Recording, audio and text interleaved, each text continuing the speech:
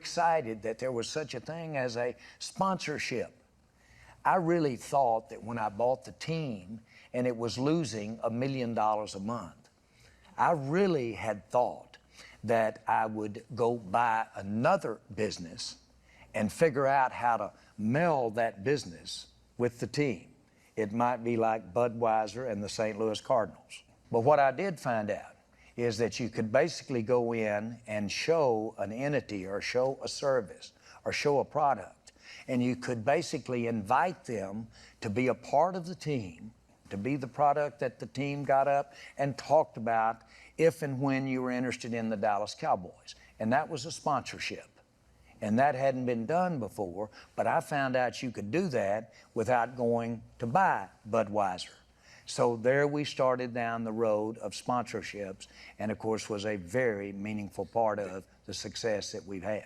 Well, one of the hardest things you had to do was right out of the gate, you had to make a coaching change. And you fired Tom Landry. For somebody who is a football person, that had to be a hard thing to do. Well, keep in mind for those that may have just heard this, Coach Landry was the only coach the Cowboys had ever had. So that without really giving it that much thought, you really were dealing with an iconic name and an iconic individual. Now, I respected Coach Landry. I respected it enough that be one of the main reasons that I was there to buy, because to make that kind of commitment, I had to respect it. But I didn't understand. I didn't understand the kind of criticism you were going to get for making that change after 29 years of being with the same coach. And certainly I had a backlash from it. But to be fair, he was approaching his mid-60s. He was an unbelievable coach, Super Bowl champion 2 times over. But the franchise was on a decline, so much so that there you were with an opportunity to buy it. This team was, without a doubt, one of the most visible teams in all of sport.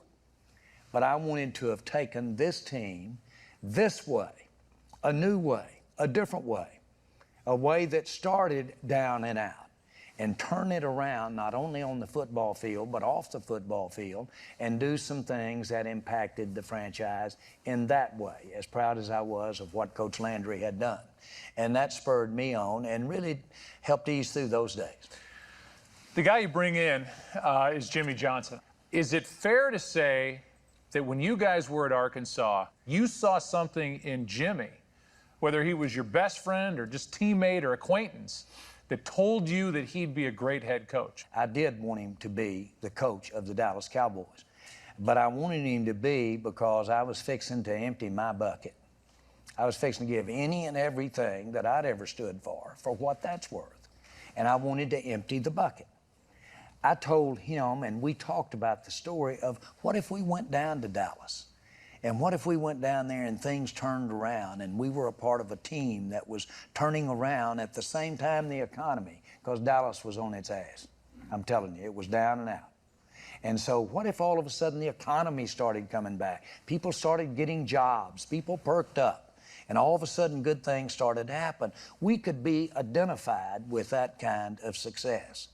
And we both believed that story, and that was all there was to it. There was no other agenda. There was nothing else to be involved.